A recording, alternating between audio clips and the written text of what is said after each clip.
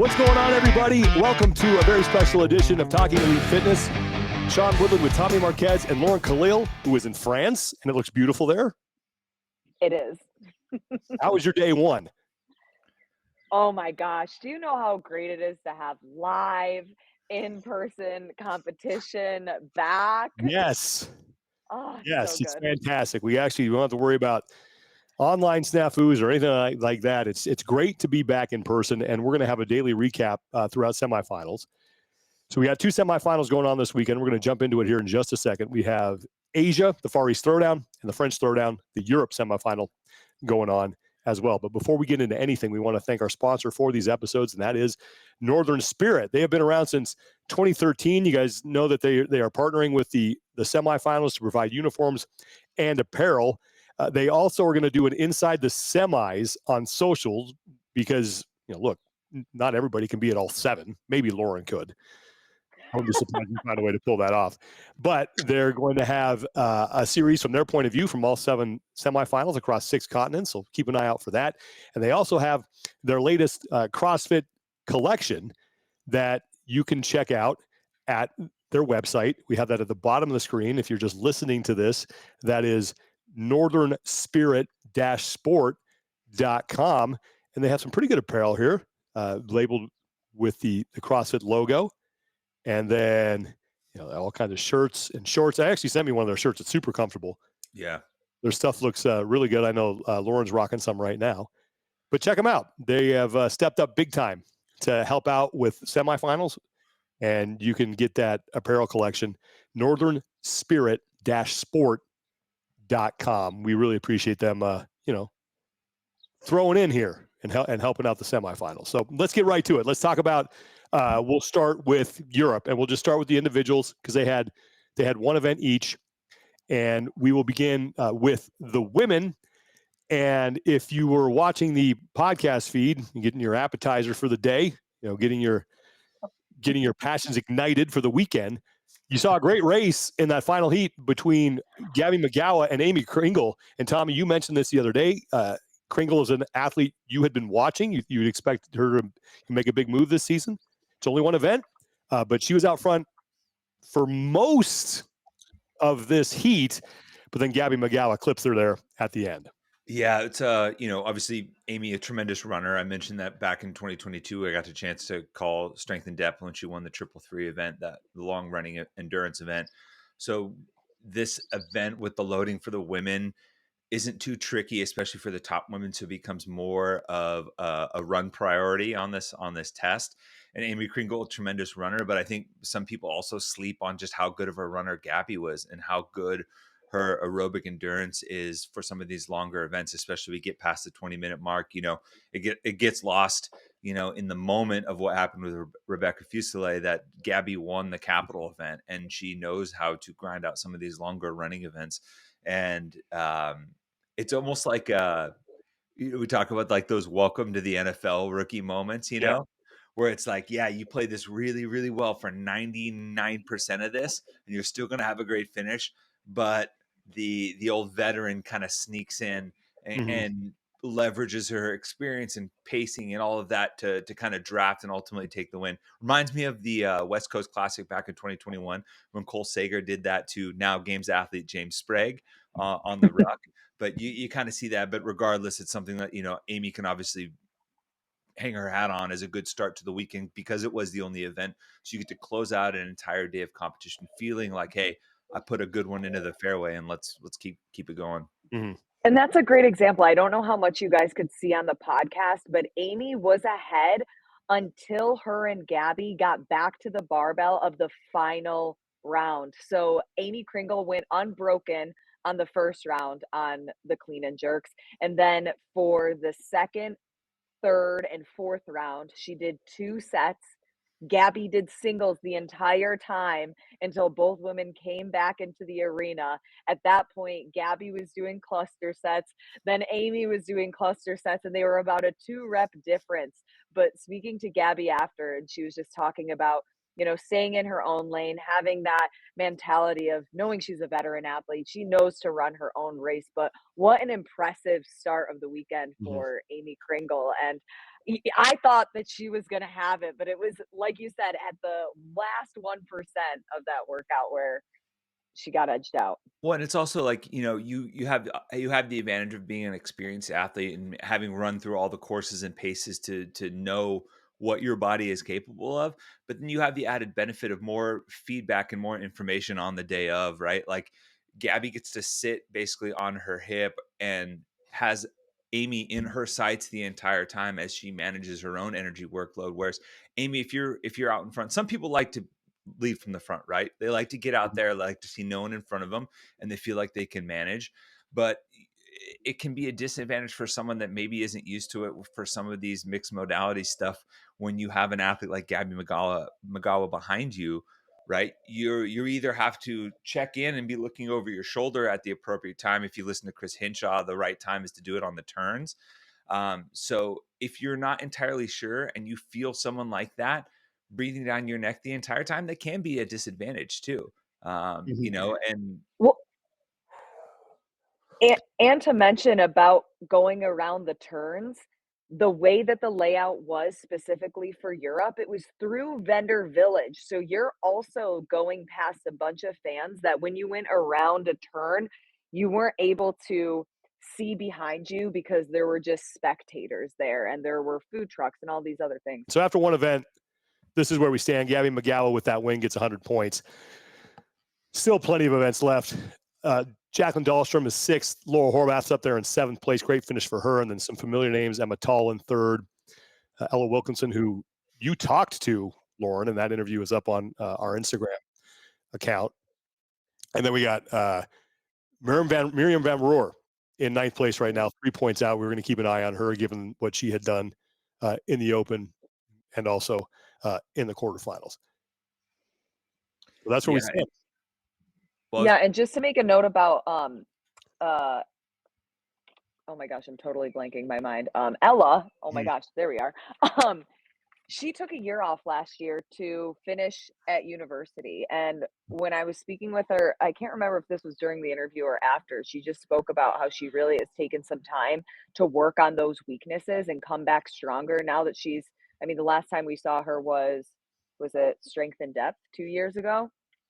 Um, but yeah, she looked really good out there. Her pacing was excellent.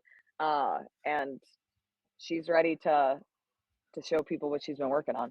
All right, let's yeah. go over to the men's side. And go ahead, Hold on. Tommy. Yeah, I was gonna say there's still some interesting stuff I want to talk about on the women's side for sure, because if you look at the basically anyone top 10 plus a few spots down for women that are like immediately in striking zone, like the UK had a great day. Mm-hmm. 4 women in the top 11, right? So you had Ella, you had Amy Krinkle, you had Jennifer Muir, both also very good runners, and Connie Easby, who in that earlier heat was kind of in that rep for rep down to the wire finish with Rebecca Vidison. Um, we I think it was fitting you had Lucy Campbell on the call. I would say the last like prominent UK female to, not counting obviously Northern Ireland and everything like that, but representing the Union Jack on there on the call, and you seeing all of these fellow countrywomen from her kind of throwing down. But there are some female athletes that Manon, Elisa Fuliano, that, and even Turi, that is who's 29. Some women that got some ground to make up. It's still early, obviously, and you don't want to like sound the alarm, but some things you have to keep your eye on of like, hey, they didn't get off to a great start. Are they going to be able to climb back? All right, now over to the men's side. Uldis Upniks is your winner of event number one. He won it in heat two, and Lazar Jukic, despite not being in that final heat, finished second by 13 seconds. And you wonder, if Lazar was in that final heat, how that race plays out. Oh, it would have been fun to watch. It's one of those things that you're like, I wish we could have seen it, but here we are.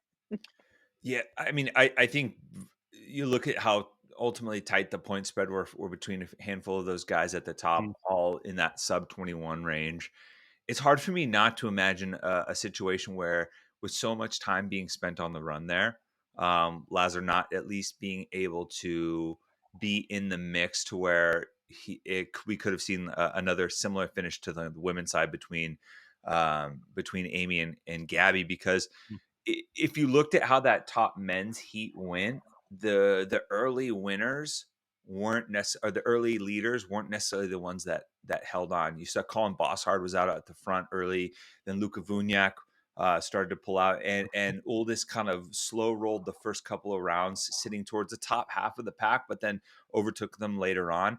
I mean, that's something that I think in that scenario, Lazar would have no problem hanging towards the front of that, and then ultimately, maybe making a push alongside Oldest. And then again, that's the importance of making it into the top heat. I think it's going to matter for him in the end? No. I think Lazar is continually one of the top guys in. I mean, you could argue he is the top guy out of Europe, and I think he'll, be up in that top podium position all weekend long. But it's just one of those things like, man, yeah, that's a reason why quarterfinals performance, quarterfinals penalties, scoring, and things like that, because it actually can have a ripple effect down the line. Yeah, well, here's the Mhm. men's standings after one event. And Tommy, you mentioned, UK having a great day one on the women's side. How about Serbia, second, third, Serbia. and fourth in those events, or in the first event? Familiar names up there after that. Yellow Hostas in seventh place. That was an event that was pretty much in his wheelhouse. And Nika Mazaradze, we'll learn how to pronounce that name. A guy Tommy again called out as kind of a dark horse in our preview show right now. I mean, it's only one event, but he's inside the top 10. Bjorgvin Carl Gudmundsson is 16th, and you had our boy Jonakoski, who we thought might win this thing. Where is Yon? He's in 34th. 34th. That might be the. I know Yona is not. He's better in the water, but I did not expect a 34th place. That's the biggest surprise for me on day number one so far. Mhm. Yeah. I was gonna say Yeah, and Go ahead, he's a Lauren. great runner. Like for that's not something that's like, it's not just the water. His aerobic capacity has always been a good endurance runner. And it seemed pretty, I mean, he was towards the bottom half of the heat like pretty quickly. Yeah, that was So surprising to me. yeah. Uh, from where I was standing, I couldn't, um I couldn't actually physically see anything wrong with him, but who knows? A lot of athletes were talking about the heat today. I think it Mhm. was like around 75 degrees, which doesn't seem super hot, but the sun was out all day and I Yeah. had lunch out there just sitting and my back was sweating. So I only imagine what it felt like running through Vendor Village, on the blacktop. But a lot of them were saying, wow, like the run was really hot. The run was really hot. It was also interesting because Lazar, when he was done with his heat, he was trying to talk to his coach or his girlfriend to go let Luca, his brother, know, hey, I know when we practiced it was more about the run, but here it felt like it was more about the clean and jerks, which I think was pretty interesting. wow. Yeah. And it's I hope it's not indicative of something that we saw a couple years ago. So like Yona missed qualifying through semifinals in 2022 at Strength and Depth. He finishes a spot out. And the canary in the coal mine was that first event with the running and endurance where he just didn't look like himself. Yeah. And he wouldn't tell anyone during, and I had to like pry it out of him after the fact, after the weekend was done, that he was sick leading up to it and he wasn't feeling great Mm. during the week of. And that's the nature of the sport. Sometimes if you catch a bug at the wrong time, whether it's traveling, whether it's something you ate, being away from home, like it can have a serious effect. Now Yona downplayed it and was like, no, that's not the reason why I didn't qualify. Maybe that a little bit of that is that Finnish mentality, of cold mind, hard body type Mhm. scenario. But it he is so good at pacing, and this weight is not something that I think that would necessarily trip him up historically over his career. At least the reps and being able to we saw fast singles could get the job done very quickly, and that is something he is very good at it in terms of pacing and then managing with the run. So hopefully he's all right, and maybe it wasn't something where he had something in the run up that messed him up. And same thing for Victor Hoffer. Like, I was just looking at him to see what yeah, he was. 30th 30th. place, and it was, you could tell by his cadence on his singles pretty early on that this wasn't going to be a good event for him. Mhm. He was bottom half of the top heat after the first round. And when he got back from the second round, you can tell when someone is doing intense singles, like bar rests, the mind's already thinking, get down, hinge at the hip, get your hands on the bar. It was like he was watching it settle and being like, okay, now, all right, now, okay, now. It's like you're just like hoping that bar it almost looked like he was hoping that bar would rattle a few more times before he had to put his hands on it. And maybe it was something similar. I'm not sure. I know they had mentioned he It's was working. interesting. What's Yeah, it's up? interesting you say that because when I spoke to some people in his circle, he was happy with his split times. He just wasn't happy with his overall placement. Mm. Well, now 2 athletes that we talked about this week is, man, can they win the whole thing? Early hole, it's not out of the realm of possibility, but they're going to have to kind of We be like, got 5 workouts left. got to be kind of lights out. Like it's hard to win a competition when you finish below 20th. I'm not saying it can't happen, but they have to be lights out now. Still expect True. them both to be in a qualifying spot. But it was just an interesting thing to happen after event number 1. Yeah. But I mean, in the meantime, if you're named Luca or have the last name Jukic, Yeah, you're doing all right. doing pretty good. Doing Mm-hmm. pretty good. And Uldis, another, I mean, he doesn't get talked about basically at all. You know, he's kind of a lone wolf out of Latvia, and he's qualified multiple times, but just doesn't bring the flash and dash that you get from some other athletes. But certainly deserves some flowers for outdoing a lot of really good runners in that. What was the year that he had to ride his bike or like get a bike and ride it to the venue because he missed his ride or something? And he was late and he had to. Oh, I think it was yeah. and he still like won the event. He did really well. He showed up and won his heat because he woke up late and had to either run or bike to the venue. I think 21. I think that's it was right. 21. Tough guy, man. Okay, let's go over to the team side of things. We'll pull up the team leaderboard here. CrossFit, Prestanda, Krieger, they are your leaders right now. Top 8 teams going to the games. They have 268 points. They are the only team right now in a qualifying spot. And remember, we're done tomorrow. Final 2 of team events 4 and 5 take place on Saturday. But right now, they are the only team in a qualifying spot that has all 3 finishes inside the top 5. Walleye Orca is closest to that. They have everything inside the top 8. Their lowest finish was in 8th place in event number 1. But it's 268 for Prestanda Krieger. Walleye is 16 back. Oslo Krieger PSL, they took a 13th in event 3, but they went second first. They had a great start. They have 248 points. And right now, Blueprint CrossFit Team AOD would be the last team in. And there are a couple teams right now within striking distance of them. CrossFit Holistic is 6 points back, and CrossFit Porty, they are 27 points back. Ooh, yeah. The margins are tight here. I mean, a minute here or there for some of these teams, especially on that third event, was like 10, 12 spots on the leaderboard. And there's some really, really good teams, despite maybe not necessarily having that one that like grabs your attention the same way that we've had in the past, especially with teams like Prestanda and Walleye having, and even C23 having DNA from top 10 teams the last couple of years. I think they get 8 spots right now. Oslo Krieger has 3 teams in the top 7. Like That's Good for them. we can't speak highly. I can't speak highly enough about the depth of talent that is coming out of that affiliate. Just like the behemoth that they're becoming in Europe in terms of like having other athletes come out and train. I know Sarah Kaya trains out there from, she lives in Norway and trains out of there full time, and is competing in the East right now and is in the lead. But they're just becoming a juggernaut. And 3 teams in this condensed format where it's really, really deep and really, really dense talent wise. That's no joke. Mm-hmm. Well, they will close out the competition. The teams will on Saturday. But let's make our way over to Asia. They had same thing. They had 3 team events today, and then 1 individual event. On the women's side, Sarah Kaya dominated event number 1. You can watch the final highlight on our Instagram page if you haven't checked that out already. But she was all by herself, went singles at the end to close out her set of 10. She won that, and no shock. I think last year in her qualifying effort, she won 4 of the 7 events. Like, it wasn't even close. I don't think she ever finished lower than 5th.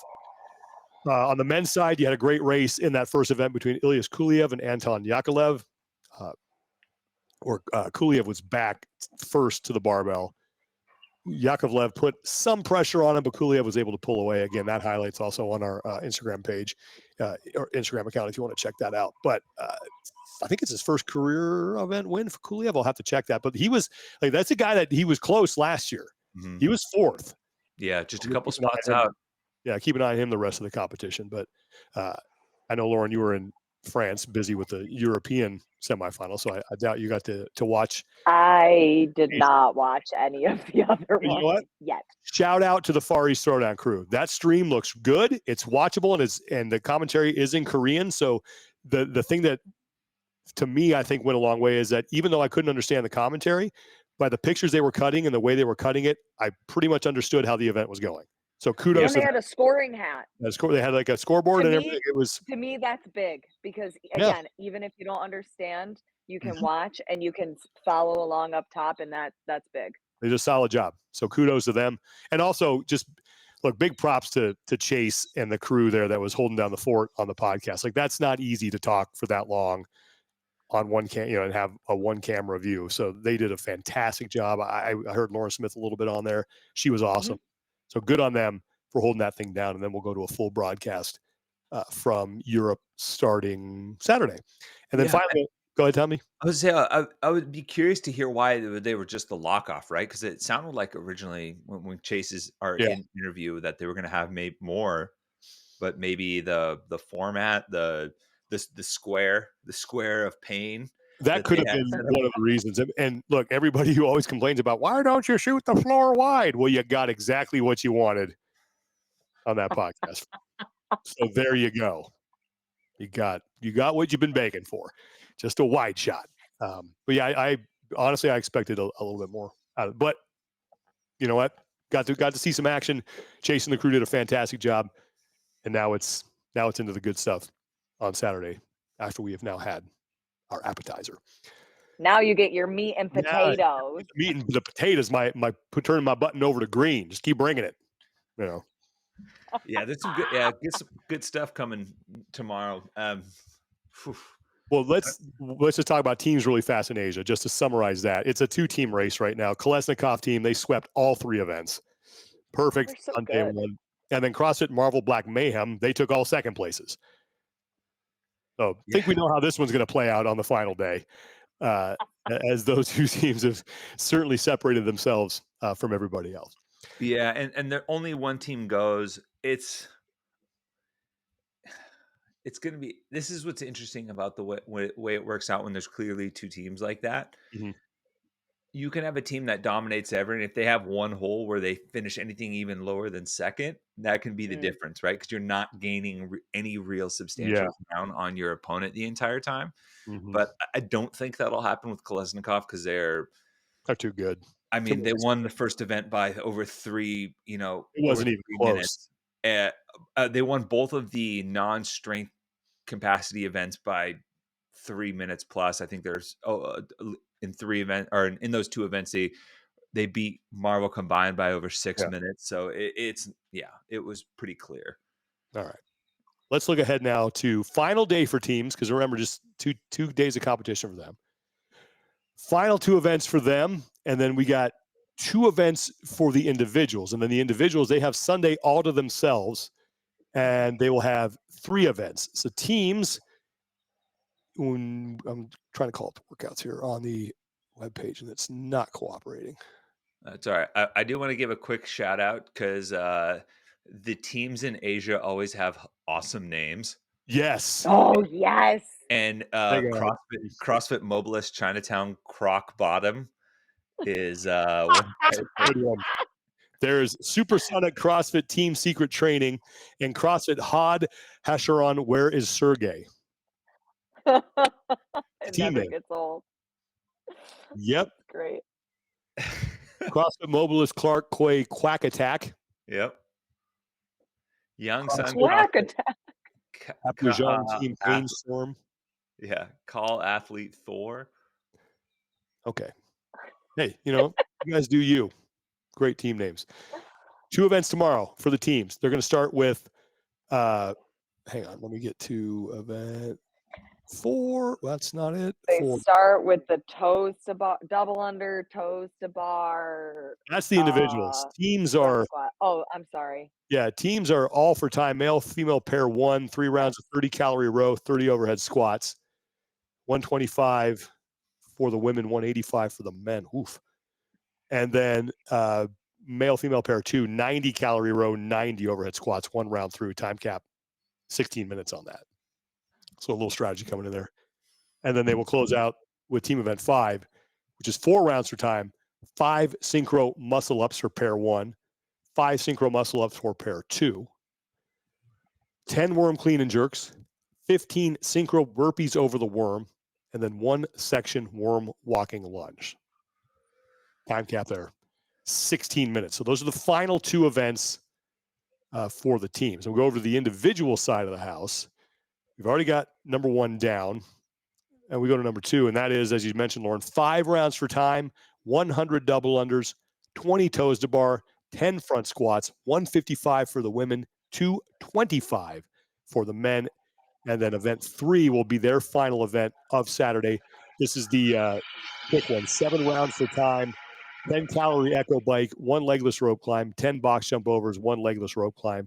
Time cap on that is 16 minutes. Both genders will be using a 15-foot rope. Women will be using a 24-inch box. Men will be using a 30-inch box. So we'll have a lot to watch in the full broadcast, especially from Europe, on Saturday. Let's close the athlete of the day. Who's your athlete of the day here? Amy Kringle. Yeah, I think that's a good one. I think it's respectable when you go for it and you see where your limits are, and the way that she full sent and was very, very close. I mean, still finished second overall, Yeah, so that's great. impressive. Drive to arrive. That'll get you there. Tommy, you got an athlete of the day? Can I just say that? Can I kind of lean on what I said and said Serbia? Yeah.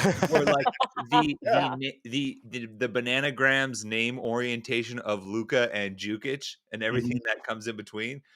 Because yeah, I think that's awesome. Just having those 3 athletes there from the same country, all close to the leaderboard. 2 of them being brothers, obviously trying to do what they did a couple of years ago and both qualifying for the games and being led by Lazar from the earlier heat. So I guess I could, you know what, man, now I'm flip flopping. I literally talked myself into that, and now I want to give props to. All right, give another one. Co-athletes of the day. We'll give you 2. I'll just say Serbia's great. Uldis deserves some credit. Yes. I'll give Uldis my for hanging through the middle. Excellent execution on his pacing and overtaking the lead on the back end and winning an event that, you know, I'm sure a bunch of people might not have picked him to win. Yeah. I'll go with Ilyas Kuliev. Just the way that he was able to kind of lead from the front, held off a late challenge, played to the crowd a little bit, had some fun, and a guy who's trying to make his first trip to the CrossFit Games starts out with an event win. Enjoyed watching him in that event. And then I think I want to give a shout out to everybody at the Far East Throwdown who put that stream together. It's been fun. It's been very watchable. I've enjoyed it. And then again, kudos to Chase Ingram, the podcast crew, for keeping us updated on and posted on everything that was going on in Europe on day 1. But tomorrow's like, get your popcorn ready. Now it's like, this is for real. It's going to be fun. Consider me ignited, Sean. Yeah, passions are ignited. Okay, I got a question. This is this popped in my head. We over in Europe, we talked about Hofer and Koski. Who makes a bigger move on day 2? Ooh.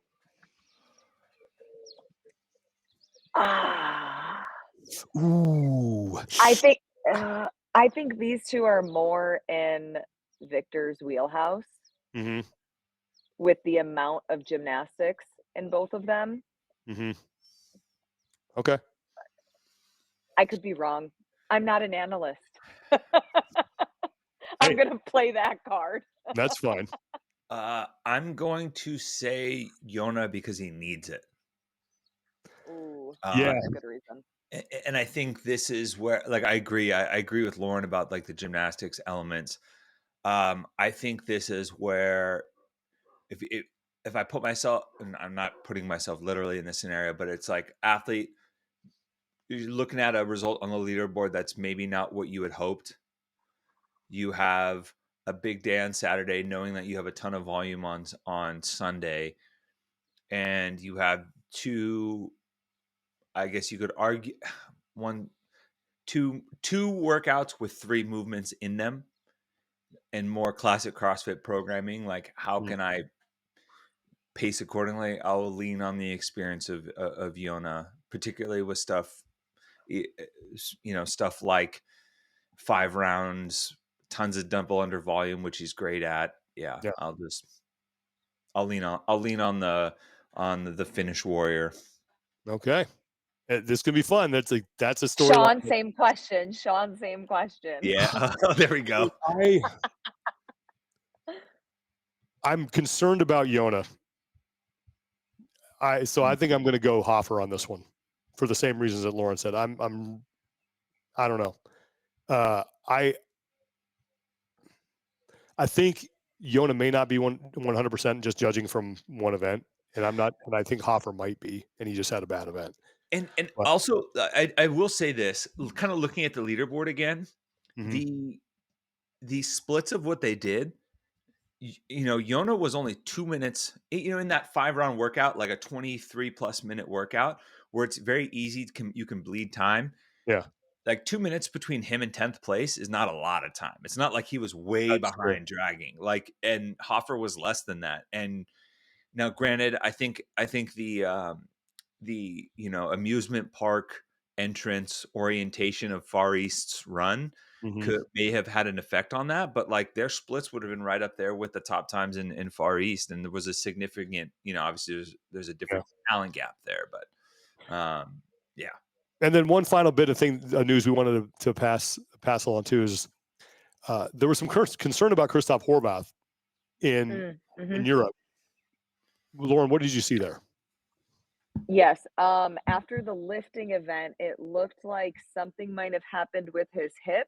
The rest of his team came off, and it looked like he was over, like some of the medical team was on the floor with him. He did then continue to compete in the final event. So he's still competing, but definitely something with his hip. Okay. But he was fine. He was able to compete. Well, okay. But yeah, because able to continue. I was gonna say with teams tomorrow, you have the overhead squat event that starts, and then I don't know if I'm on the 5th one. Yeah, worm clean and jerks, worm lunges. Not sure how much. Yeah, there's enough hip there where you gotta maybe keep an eye on it and see if he's lagging behind for sure. Yeah, just another thing to watch in Europe in day number 2. So some good storylines developing after day 1 in the individuals. Koski and Hofer, can they make a comeback? And then just keep an eye on Horvath there on the teams. Women's side's looking competitive. That's going to be fun. And then over in Asia, can Kolesnikov run the table? And Sarah Kaya looking to go back to the CrossFit Games for the 3rd straight time. It was a fun day 1. Going to be a fun day 2. We'll be back with you tomorrow as well. After competition wraps up, want to thank Northern Spirit for sponsoring our coverage. You can go to northernspirit-sport.com, scan the QR code on your screen if you're watching this, and you can check out their latest apparel line, CrossFit branded apparel line. Lauren has that semifinal shirt on right now. And again, they sent me one of their shirts, and it's super comfy. I'm a fan. Wait. I got to show you guys the back of it. Okay. That's the best part. Oh. Hold on. All right. Oh, it's like a map of where it is, right? Oh. Nice. Yeah. That's sick. I like that. They have them for all the locations. That's really cool. All right. northernspirit-sport.com. That's it for this recap, guys. Thanks so much for, oh man. Don't eat homemade granola before you go on air. Get something. Homemade granola. Oh yeah, it's really good. I inhale that stuff. So the appetizer. That is it. That's right. That's absolutely right. It was the appetizer.